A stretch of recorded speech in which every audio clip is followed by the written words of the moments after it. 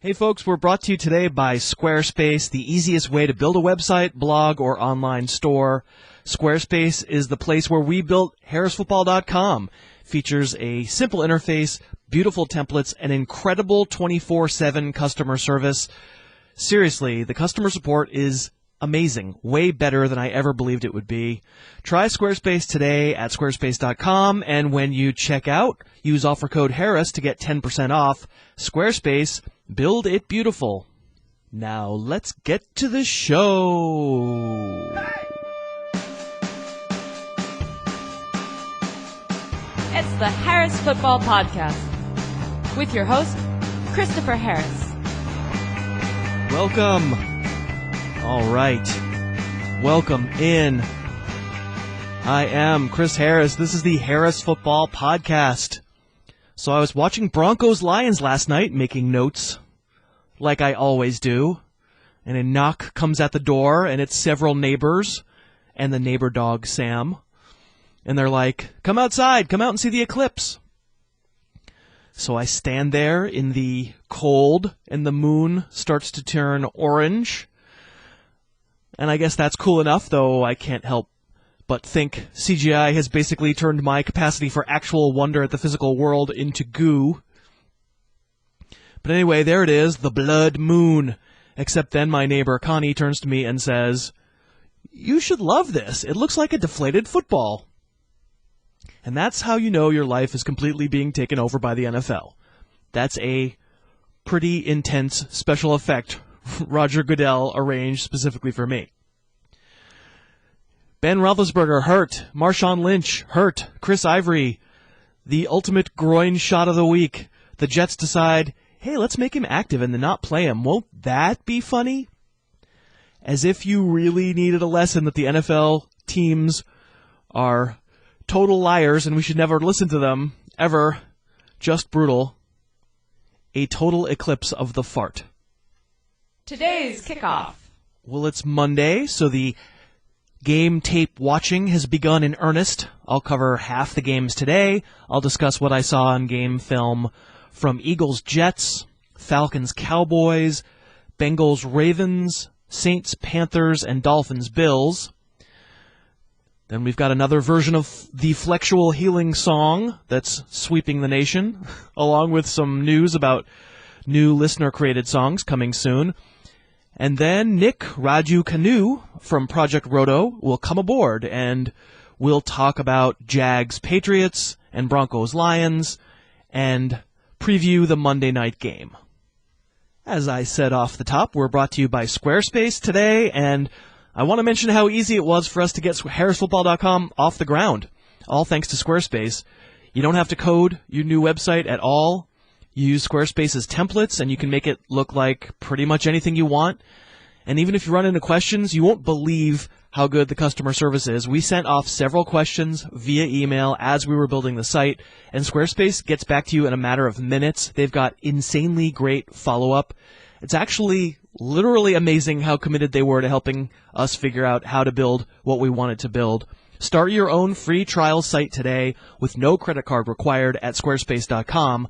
When you've built something you love and you're ready to sign up for Squarespace, make sure to use offer code Harris to get 10% off your first purchase. Can't recommend it enough if you're wanting to build a website. And again, make sure to use that offer code Harris. Squarespace, build it beautiful. Well, let's start out by reviewing Eagles-Jets. And the first thing we have to talk about is the Philly run game. You know, that was much better. The easy conclusion you want to avoid jumping to immediately is, oh, DeMarco Murray didn't play and the run game got going. He's clearly the problem. I don't think so, but I also don't think Ryan Matthews can legitimately go back to being a total afterthought. The Eagles had the inside zone working much better on Sunday. You could see the Jets' run defense getting stretched out toward the sideline, creating some rush lanes. Honestly, New York's linebacker play was pretty bad. There were several early game runs where Matthews just kind of broke tackles that had been stuffed the previous 2 weeks, but credit where it's due, Philly blocked way better. Now we're going to have workload questions when Murray returns. Darren Sproles gave you a big punt return and stayed on the field in a goal-to-go situation as Philly trapped the Jets personnel-wise, and Sproles snuck in for a 1-yard score, but he also had a wheel route drop. And, I would probably say that for fantasy, Matthews was the real good-looking one here.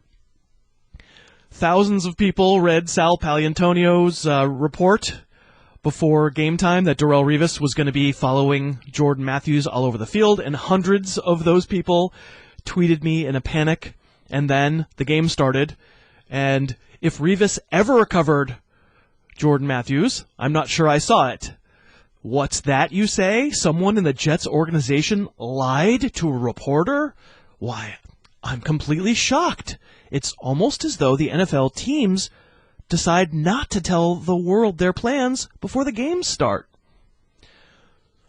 So my saying this will not stop it, but I once again say, stop with the Revis Island, stop.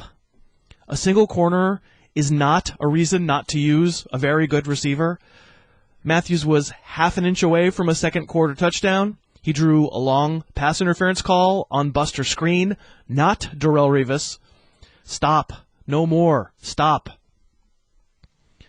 Brandon Marshall, well, he had an eventful game. 13 targets, an attempted lateral to no one in particular that was a fumble, another fumble out of bounds, a touchdown before the half, another touchdown he just dropped in the end zone, a ball he tipped up in the air so Walter Thurman could intercept it and basically kill the Jets' comeback. It is never boring with Brandon. Chris Ivory. He is the fantasy villain, or the Jets are the fantasy villains of the weekend for sure. Him not playing was certainly a shocker once he was active. But, I guess not a shocker given his injury history. You could look at it from that perspective. Bilal Powell, the original Ham and Egger, basically got what was blocked and didn't make an impressive play until the fourth quarter. And he had a catch and run that was lovely then. Devin Smith, the rookie out of Ohio State, the speed threat, he got 9 targets. Looked pretty racy, as they say, in his NFL debut. But, of course, Eric Decker wasn't out there.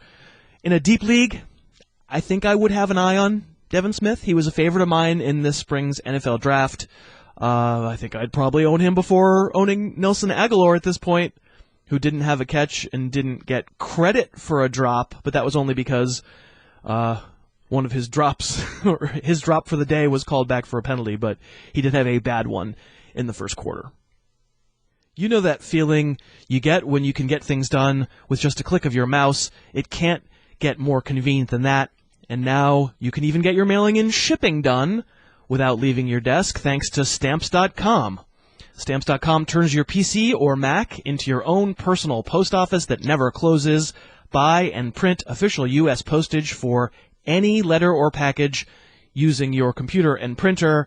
Then just hand your mail to the mailman or drop it in a mailbox, and you'll never have to go to the post office again.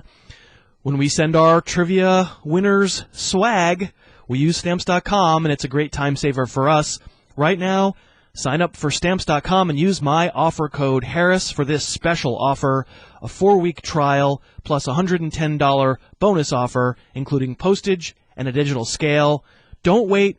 Go to Stamps.com, and before you do anything else, click on the microphone at the top of the homepage and type in Harris. That's Stamps.com. Enter Harris. Turning our attention to perhaps the weirdest game of the week, Falcons-Cowboys. A couple of question mark running backs submitted huge fantasy days. Joe Randle, kind of a weird one himself. The first thing we say is there's no complaining about 3 touchdowns, but he had 87 rushing yards, and 65 of them came on his first 2 carries. The first one, huge hole. Feel like most running backs get a bunch there, but his first touchdown run, second carry, that was real, man. That was the good stuff. He was pretty well stopped, broke free of a tackle, wove through a bunch of defenders. I want to see more of it, but it's good to know that that's a club in his bag. Stylistically, I can't help thinking still that Darren McFadden might actually be a better long-term fit for the offense, and I'd admit that if his name wasn't Darren McFadden, I might be quite interested in him. Whereas, Randall wants to bob and weave, and he did it well on Sunday, at least at the beginning of the game. DMC does just cut once, head downhill, which is a style that guys like DeMarco Murray and C.J. Anderson, they're struggling with in bad offensive line situations so far this year. But with that Dallas line, that's the most consistent, effective strategy. Unfortunately, he is named Darren McFadden, so you can't trust him.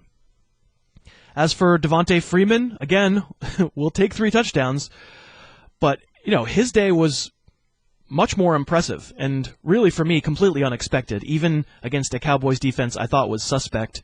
The Falcons' plan for Freeman early was very clearly to get him to the perimeter with sweeps and with pitch outs, and he started well, but by the fourth quarter, he was just busting straight up through the middle untouched, which, good for him, but I've seen that not work for 2 straight weeks, and my guess about why it does work Sunday is more about the Dallas defense than Freeman, but I think that's actually kind of unfair to say now that I say that. The guy had a really great game. He was a little handful to tackle.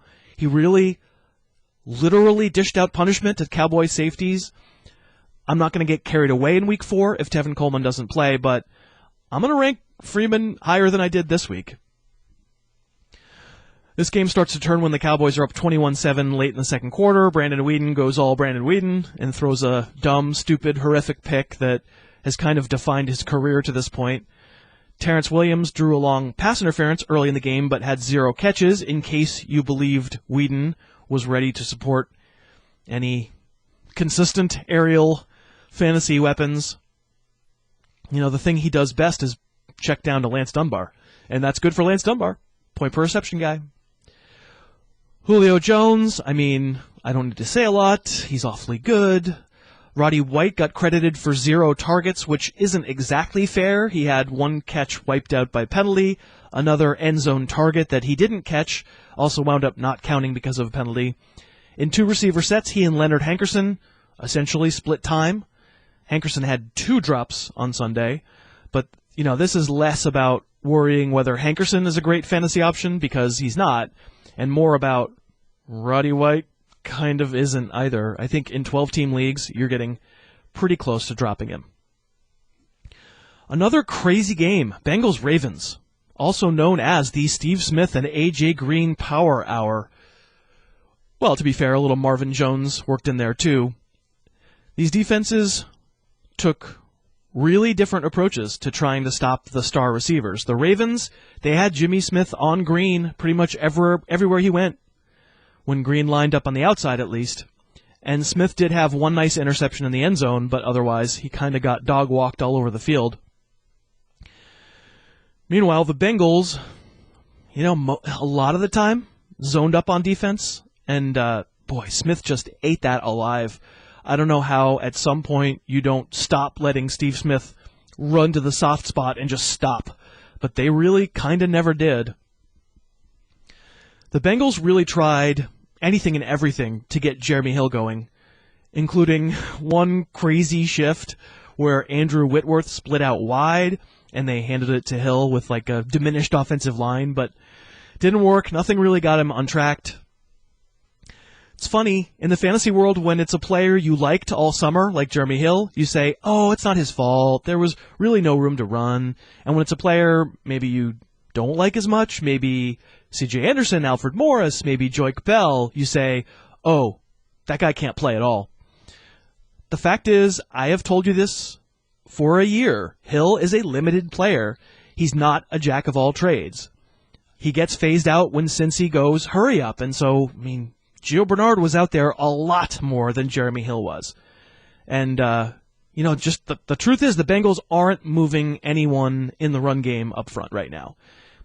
No question. What Hill does, he does very, very well. He has good acceleration for his size, but like Morris and Bell and many other big backs, when there's no room, he's going to look bad because he's not going to make a ton of stuff happen himself.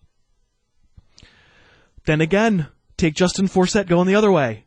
He is a guy who's supposed to be able to make stuff happen himself. And here are the Ravens, another team who seemingly can't beat even unstacked defensive fronts.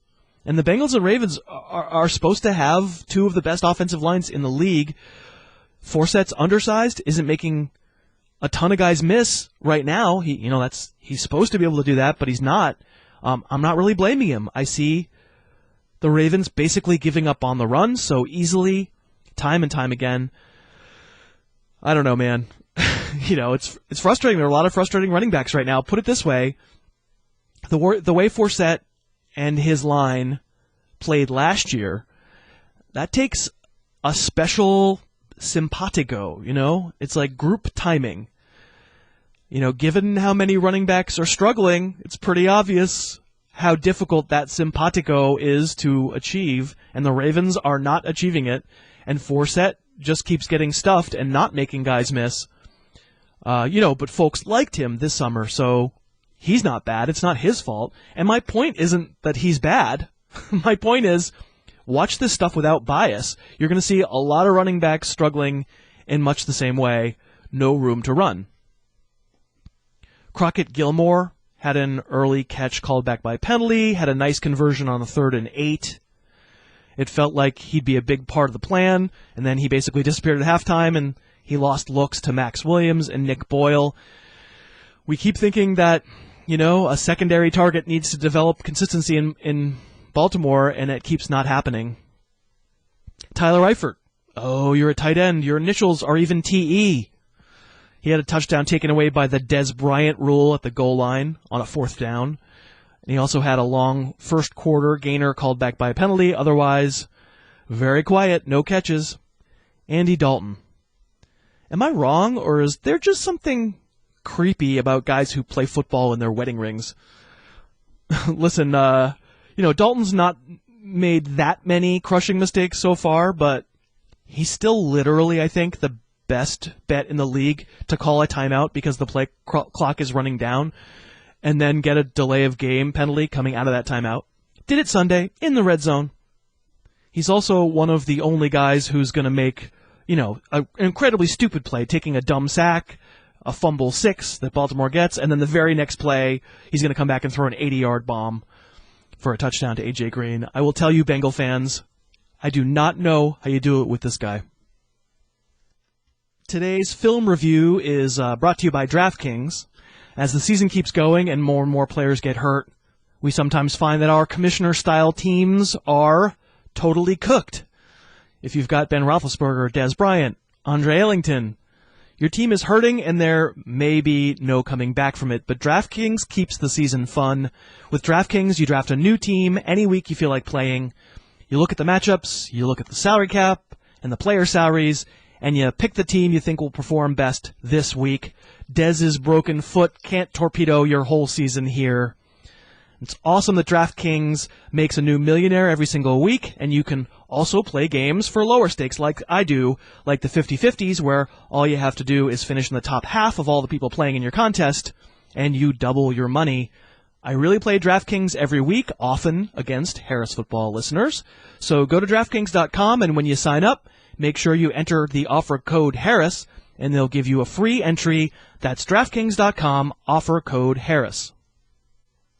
Let's talk Saints-Panthers for a bit. There are a lot of struggling running games in the NFL, but, to my eyes, the Saints do not have one of them. Mark Ingram, north-south, had creases, and Kyrie Robinson was a surprising part of the game plan from the very beginning. If there's one guy here still not carrying his weight, it's C.J. Spiller. He lined up out wide a few times and did catch a pretty nice wheel route to set up a late touchdown. Right now, though, simply not playing enough to be started in fantasy leagues. Ingram, on the other hand, he's going to lose looks to Robinson, apparently. I still think he's getting the kind of push from the line. He's hitting straightforward, no nonsense, to the point where it feels like we're getting close to saying he's top 10 among running backs right now. Brandon Cooks wasn't completely doomed by Luke McCown's presence. He just didn't get to go downfield very much, as the Saints were painfully dink and dunk throughout. Cooks made his bones with skinny posts and quick outs, and clearly, if he's used like that, he's not going to make a ton of plays down the field or, be much more than what we typically think of someone like Jarvis Landry. Wasn't until the final drive that McCown finally started taking shots to Cooks. He completed one of them and then had the last one intercepted in the end zone on a great play by Josh Norman, who's kind of got the look of someone who's turning into a shutdown corner at this point. Cam Newton continues to reward my faith in him by running it and by throwing it to his number one receiver, Greg Olsen.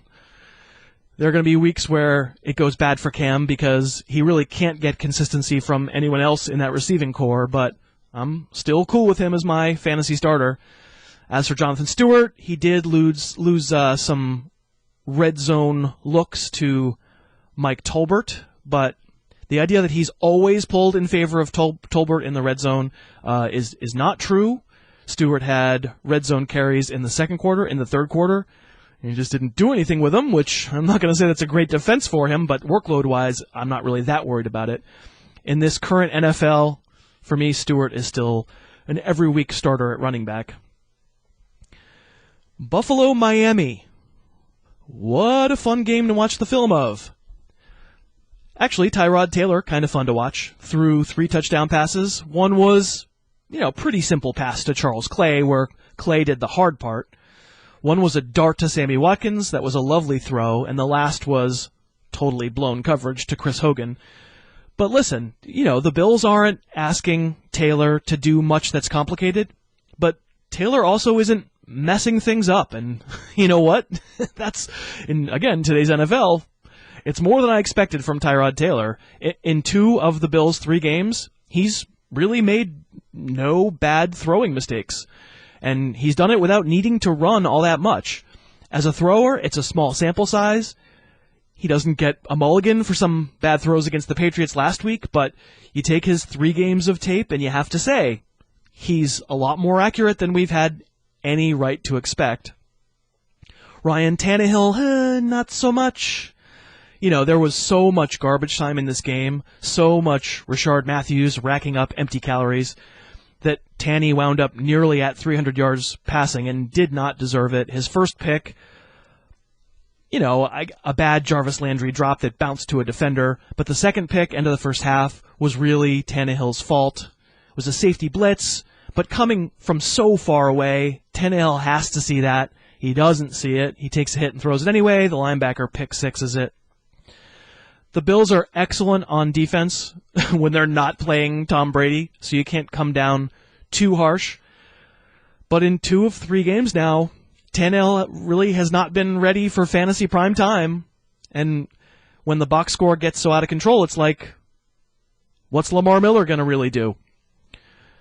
Jonas Gray looks bigger in the box score, but, he did give Miami a little life in the second quarter. His stats were pretty much garbage. Devontae Parker, I think, had 1 catch before it was 34-8.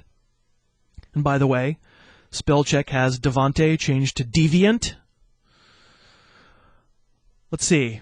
LaShawn McCoy scored a touchdown and then spent a lot of the game on the sideline, probably to rest his injured hamstring, while Carlos Williams got a garbage time touchdown. Really nice run, but it was kind of stinky garbage time. I'm not going to go crazy on old Carlos, although, we have to see. Maybe Shady finally gets a week off to rest his leg. We'll just have to see how the week goes. Sammy Watkins came out with a calf injury, but, would he have stuck around in a non-blowout? Man, garbage time can make fantasy annoying, right? Set up.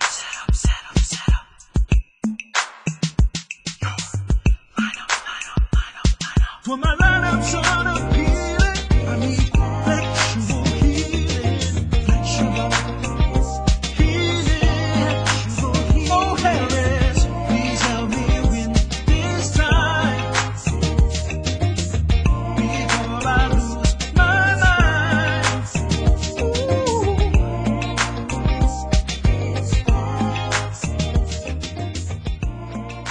No, we're not doing a flexual healing segment on a Monday. But man, how great is that? I wanted to let you know a fire has been lit under listeners of the little podcast that could, and the songs are starting to roll in. That one, amazing, courtesy of @Samoan Football on Twitter. How brilliant. I'm going to start playing them pretty regularly. Got one coming from Viola James probably tomorrow. That's a lovely little tribute to Missy Elliott and LeGarrette Blount. And there are others. And you can get in on the fun, too. We're at HeyHarris@HarrisFootball.com, and we'll listen to your fantasy football and Harris football tributes. Think of the possibilities. You know that Soundgarden song, Spoon Man? Why not turn it into Duck Hands as a celebration of Larry Donnell and his wooden duck hands, provided you can hit those Chris Cornell high notes. Anyway, you get the picture. The possibilities are endless. Today's guest. And today's guest is Nick Raducanu. He is the head honcho over at Project Roto. You should follow him on Twitter at Project Roto. Nick, we had some problems getting this together last week through neither of our faults, a little technical troubles, but you're here today, right? Absolutely, and thanks Skype for ruining last week, but I'm glad you had me back this week, Chris, so thanks for having me. Yeah, no, I mean, I didn't really want to hold the world's technical troubles against you, right? Hey, I'm used to it with my wife, so it happens. Careful. All right, so you're aboard, and we've been meaning to get together and do this, and we finally are here. I've spent the lion's share of the show talking about some of the tape that I've watched, and we're going to talk about a couple more games right now, the first of which will be Jacksonville at New England, which for personal reasons, we tend to watch these games pretty closely. Yeah, absolutely. I'm a no holds barred pass homer, so There you go. But for fantasy, you're able to separate your advice. Typically, yes. I know that. Of course, we're all now subject to a week of LeGarrette Blount talk.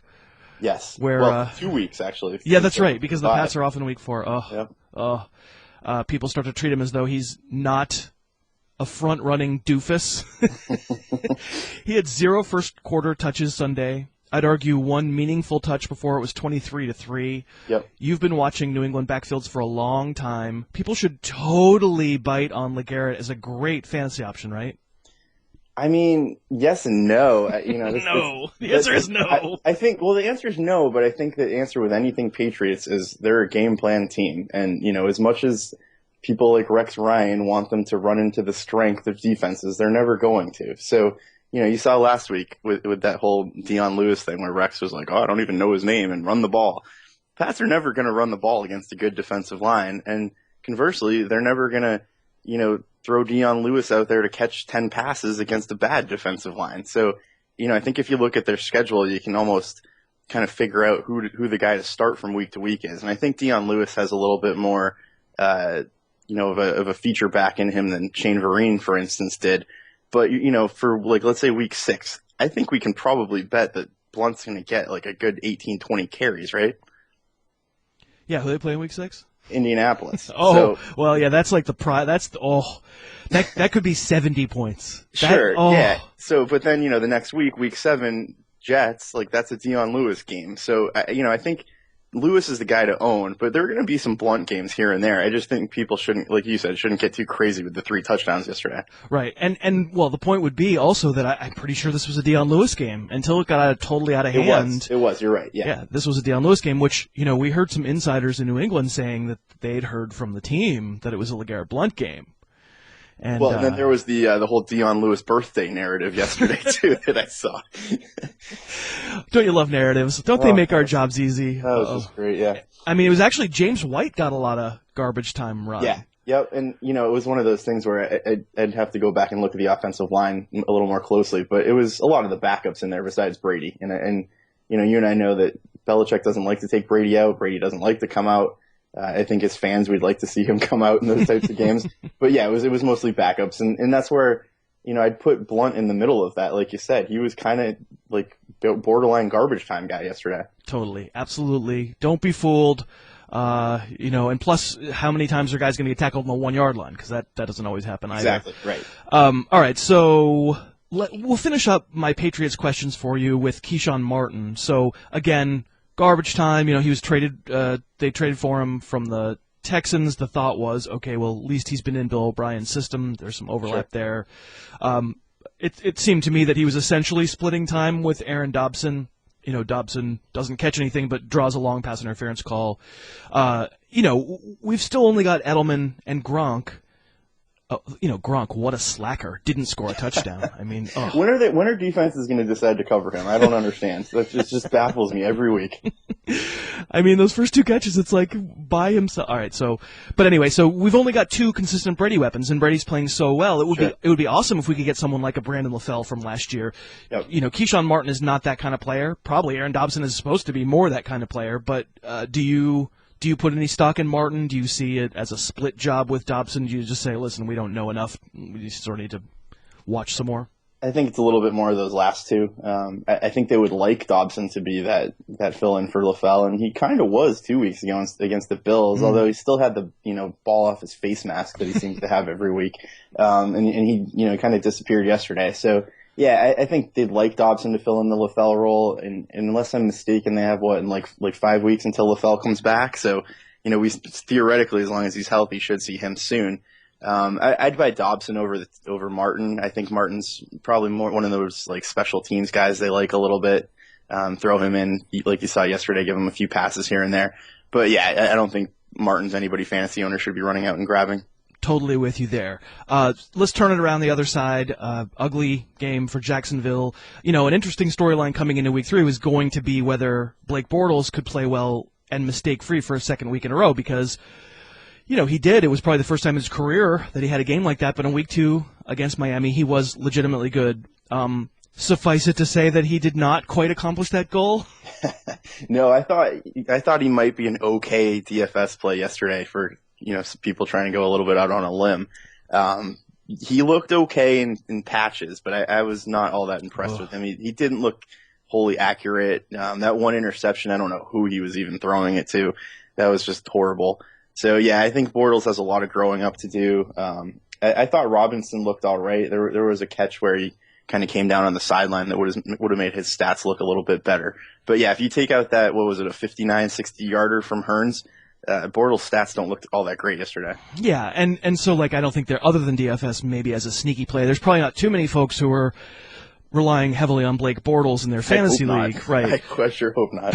But the problem is Allen Robinson, right? Yes. Folks want to look at week 2 and turn Allen Robinson into a top 10 fantasy option, and unless Bortles cannot play like this, it's just not going to happen. Yeah, I think he's probably one of those, maddening guys where you're going to see him have a week 2, and then you're going to see him kind of disappear the next week. So I think he's one of those guys to start from week to week, especially depending on the matchup. But I think owners need to go in there saying, all right, there's a good chance I might get 2 points out of this guy. Right. Don't be benching more established players, more, consistent players for Allen Robinson. I thought Bortles, I tweeted this, I thought Bortles' first 2 passes should have been picked off. Yeah, he probably, it's funny. If you look at his stat line, he was not accurate. I think he's just over 50%. But then he had 242, 2 touchdowns, and an interception. And you're like, that's not, okay. Yeah, not horrible, but he looked a lot worse than that. Yeah, McCourty's pick, like you said, was such a bad throw. But he's throwing into double teams. He did that in week 2 also, just sort of trusting Robinson to win jump balls. It did not. I had hopes. Week 2 was legitimately good. That was not good. Well, and you and I both know the Patriots secondary is not all that good either. So right. We're benching the other corner. Frankly, can our buddy, the Super Bowl hero, have any ball skills at all, please, ever? Seriously. Mr. Butler? Good heavens. Okay, so maybe he used up all his interceptions ever, but you know what? We'll take it. Hey, yeah, exactly. That's fine with me. So let's talk about Sunday night's game. Sure. I'll go on my little Detroit Lions backfield diatribe before I ask you some questions. Oh boy. This will be fun. Well, when it comes to Joique Bell, Amir Abdullah, I think what is hilarious, and I've talked about situations like this already in the show. It's whatever your perspective was coming into the split, that's what you see. Mm-hmm. So touts who are all over Abdullah are like, okay, his production stinks, but Joique Bell looks like one of the worst running backs in the league, and people which isn't wrong, Well, people who believe in Bell are like, well, he's the goal line back. Nobody's doing anything in the. Abdullah's getting stuffed just as often as Bell is. Also not wrong, yeah. Right. Absolutely. So on the one hand, it would be foolish to say that Joique Bell has looked like much of anything. Outside of week 1, he hasn't broken loose at all. But on the other hand, to say that the Lions are somehow, screwing over Amir Abdullah because they could be doing he could be doing so much more with full-time touches, I think that's also incredibly dumb. Every time they gave it to Abdullah last night, he got thumped, just like Joik got thumped. I just don't think you can tell anything about these guys with the line failing so miserably. I think last night was actually 2 bad offensive lines against 2 good defensive lines, and that makes it a fantasy bloodbath, right? Yeah, I mean, I don't know if it's ever going to be one of those things where you see Abdullah go in and get 20 carries. It's not one of those guys. They used him out of the backfield, and you saw with that touchdown. But yeah, with Bell's one of those interesting guys where I think NFL coaches, they just don't want to do the kind of riskier thing and get their jobs on the line. So it's one of those things where you see Bell as like the safety guy in there. Yeah, is Bell one of the for me it's like if a running back has nowhere to go, a running back has nowhere to go. Right. And Abdullah didn't have anywhere to go either. Like nobody does. So to sort of unilaterally proclaim that one of those running backs looked way worse than the other one, it's like, well, I don't see how that's possible when everybody was getting 1 yard. Yeah, and I think like I said, if you're giving Abdullah 20 to 25 touches a game, you're probably not going to have him all season, and he's not going to be as productive as you want. So, unfortunately, I think Joik Bell's here to stay unless he gets injured. And fantasy owners don't want to hear that, or Abdullah owners don't want to hear that. I've been high on Bell, all summer just as a value play. Of course, have realized that neither one of these guys is particularly playable. So I'm just trying to go based on what I see on the tape, right? And sure. What I see is, one of several. I've already touched on several offensive lines that are just not doing, like Baltimore, Cincinnati. I'm not sure how much of that you picked up, but how's Jeremy? Yeah, I saw a little bit. That was gross. How's Jeremy Hill looking? How's Justin Forsett looking? Yep. How was DeMarco Murray looking? Before it's just like, well, at some point. We're not blaming the running back. Let's talk about the Denver situation because I didn't see too much there either. What do you think about that backfield after last night? That's another mess. I'm still kind of sort of bullish on Anderson. I'm not really sure why, mostly just because I saw him be good last year. But yeah, that one's looking like a mess. And even Juwan Thompson's getting carries back there, and Anderson and Hillman more or less split carries yesterday. They both had 1 target out of the backfield, so. Yeah, I mean, that's looking like a pretty much running back by committee out there in Denver. They went back to the pistol offense yesterday. So, I don't think we're going to get that Kubiak offense everybody was expecting where, he's going to create this 1,400-yard rusher out of nowhere. So, yeah, anybody that took Anderson in the first round is probably a little bit salty this morning. I still wouldn't sell low on him because you're not going to get the type of return, you want unless you get a nice Godfather offer somehow. But, yeah, it's a little bit worrisome if you drafted Anderson or in the early second round, late first round. Yeah, and I had him as an early mid second rounder. It seemed the point is that Bronco offense just isn't what we thought it would be. The lead running back in that offense would have been great. That offense doesn't exist. Yeah, it's not what Kubiak wanted it to be either. So right. I think they're going to go back to that kind of Peyton Manning led offense, which they should, which is a good thing for the pass catchers in that offense. Did you ever notice that Jeff Triplett, the referee, sounds like Will Ferrell doing George W. Bush? He does. You're right. I hadn't noticed that, but now that you say it, he does. He's like a war hero. He's not my favorite referee, but he's obviously an honorable dude. But boy, I don't love watching games that he referees. Well, he's one of those referees that right? Like I like to not know who the referee is because you're not seeing him all that much, right? Right. Let's talk about Manning. The deep out that he threw late in the third quarter, Sanders, it was actually overturned on replay. Yep. Remember that throw? That was a legit throw, and Collinsworth made a big deal about it. I just think, don't talk to me about arm strength. It's the same as it's been. That this armchair quarterback stuff about looking at the results and retrofitting reasons, you can't make that throw and have no arm strength. Right. Collinsworth said something interesting because, they talked to these guys before, throughout the week, and he said something like, Manning told the coaches that if there's throws he doesn't think he can make, he tells them to take it out of the game plan. So, yeah, the guy's older. As we get older, we all feel it. You can't do what you did when you were 25. But, yeah, he looked pretty darn good to me last night, armchair quarterback-wise. So, I think we're maybe burying Peyton Manning a little bit too early, or most people are. Yeah, me too. I mean, I was all about fine. Week 2, I was cool. It was a tough situation going into Kansas City. I was cool, ranking him outside my top 10 quarterbacks that week, but I absolutely did not think he was done. I said so again and again and again. This is another situation. It's about the offensive line. At least offensive lines like in Baltimore and Cincinnati are pass blocking a little bit. Right. Denver wasn't even doing that until they started running the pistol last night. Well, and remember last year after, week 4, and coincidentally in Kansas City when everybody was like, oh, Tom Brady's done, and got to bring in Garoppolo. So, I think people get a little too crazy. And, to your point about the offensive line, those are kind of living, breathing organisms. And it takes, a few weeks for newer offensive lines, which is what the Broncos have, to gel. And so I think with this pistol offense, you'll see a lot more quicker throws to kind of keep Manning out of harm's way. And, you look at that stat line last night, you watch the game last night, I don't think there's much you can say to kind of back up the fact that people are, the opinion at least that he's done. There's nothing there. I totally agree. And I think something you said there bears sort of emphasizing, and I couldn't agree more with it, which is that, they talk about how, we go to the pistol, we go to the shotgun, whatever. This is not because Peyton Manning can't play under center. That idea is so stupid. It's because the offensive line isn't good, and every split second they can save him by not having him turn his back to the defense is well spent because his protection isn't any good. Well, and him and Brady are probably, I was going to say but probably the two most cerebral quarterbacks, maybe outside of Rodgers in the NFL. And these guys know they need to get rid of the ball quickly. They need to protect their bodies. And I think both of them are somewhere under like 2.5 seconds in getting the ball released on average. So, the shotgun definitely helps that. Definitely. Matthew Stafford, not so much with the Matthew Stafford, Nick. What did you see?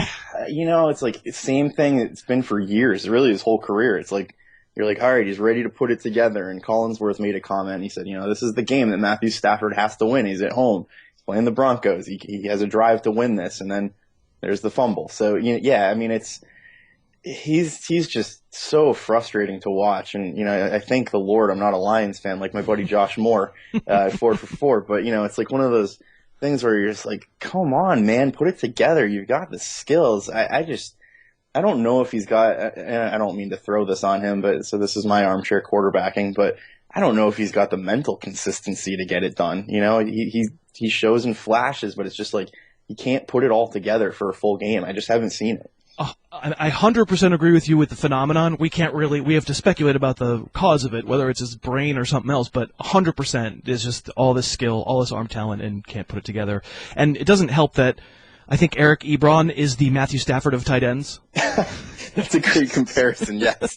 Although he's second-year player, so we got to give him a little bit of a looser leash, I suppose. It's true, but he does have that once per week requisite stupid drop that is just like absolutely, yes. Unbelievable. A little Benny Fowler action. Obviously, we all had Benny Fowler on our teams. Everybody, yeah. Remember when Cody Latimer was a thing? Yeah, it's funny. I was writing about this week, and I haven't gone back and looked at the stats from last night, so this is probably wrong now. But going into last night, Jordan Norwood actually had more red zone targets than both Thomas and Sanders combined, which is completely an anomaly. But I thought that was something interesting and just shows that, Latimer is no longer a thing. It shows you. Imagine how bad he must look in practice. Imagine how completely incompetent he must be. He's a physical freak. Well, how bad is that draft with him and Ball looking at this point? Or I think they were in the same draft, or maybe it was back-to-back years. I can't remember. But, that's looking pretty bad. Yeah, back-to-back years, but gross. Monday Night Preview. All right, so let's talk a little bit about Chiefs at Packers for Monday night. The big story in this game has the potential to be the Green Bay backfield. Let's say, Nick, that you're a fantasy owner who's got Lacy. Maybe you've got Starks, maybe you don't. What's your approach for this one? Well, I think at this point, if you have one of them, you probably have to play them because there's really no other option. If I had the option of playing one or the other, I think I might go Lacy just because he's going to play. Theoretically, they're putting somebody out there to get hit. He's healthy enough to carry the ball. So I think you're probably going to see like a 50-50 split. I just think Lacy's the better player. And I like Starks. I've just never been super impressed with him other than that one playoff run where, 2011, where he was just otherworldly in the playoffs. But yeah, I begrudgingly, I guess, would say Lacey, but I don't really like either of them all that much tonight. Yeah, I mean, the Chris Ivory phenomenon certainly True. could That's a be good in point. play, Yeah, but I that's a mean, good point. like at some point in life, in the universe, you have to trust somebody. And I think I'm with you. I think if Lacey winds up active, which, by all accounts that seems to be what folks are expecting, then, you probably just trust that the Packers aren't going to pull a Jets on you. That was mean. Yeah, that was rough yesterday, sure. Oh, so mean, so mean. I think I totally agree. I think if Lacey's active, he's your guy. If you've got both, you're right. If you have one or the other, you're sort of locked in. Yeah, exactly. Before we get going, anybody who waited on Jeremy Maclin, for tonight's game is using him. What have you seen out of Maclin? I'm not sure how much tape you've gotten to watch on him, but how much from your point of view has he been able to? No receiving touchdown still. We get all that. Is it the same old with Chiefs receivers? Is there anything different about Maclin with Alex Smith? Can he pull Alex Smith out of his shell? How are you feeling about that? The story has yet to be written completely, but how are you feeling about it right now? I feel better about him than I think other people probably do. Alex Smith is never going to be a down-the-field thrower. We all know that. Mm-hmm. And, while Maclin can be a down-the-field guy, he's a good route runner, and he's a good kind of intermediary route guy. And I think as long as Andy Reid doesn't get in the way, which he often does, I think Macklin's actually one of those guys that can bring Smith out of his shell, so to speak, and make him look a little better than he is. So I think it's a matter of the Chiefs kind of figuring out how to use Maclin, what kind of plays to use Maclin on, and putting Smith especially in a position where he can succeed with Maclin. So yeah, I don't think he's going to ever be a top 10 fantasy receiver, but I think, especially tonight where I'm not sure it's going to be a shootout, so to speak, but you could see Smith throw the ball 25, 30 times, maybe even more tonight. So yeah, I think Maclin might have a coming out party tonight. Well, Nick, this was awesome to finally be able to get together. Yeah, I appreciate it, man. And do this. It's nice when the technology gods smile on us for a morning. Absolutely. Nick Raducanu is would you say proprietor of Project Roto? Yeah, proprietor sounds good. It makes me sound even better than I am, I suppose. So let's go with that. So check out ProjectRoto.com. Follow him on Twitter at Project Roto. It's not all Pats talk with us. We can talk other guys, but we have our biases. We like the Pats a little bit. We all do, don't we? Well, not all. No. Well, I mean, sorry, we all have biases, but not many people like the Pats. I think about 5% of the audience is like, yeah, and exactly. Else, yeah. Well, thanks for doing it, Nick. I really appreciate it. Yeah, of course, man. Appreciate you having me. And that's it. That's our show. Hey, thank you very much for listening. On tomorrow's podcast, I will review the rest of the Week 3 game film. I'll talk about the Monday night game as well. And, of course, it will be time to address the waiver wire yet again on Tuesday. That's what we do. Until then, I hope you have a great rest of your day, and I will talk to you tomorrow. The Harris Football Podcast's opening theme is Under the Gun by Apex Manor. The end theme is Tooth and Claw by OU Villain. Subscribe to the Harris Football Podcast on iTunes and never miss an episode.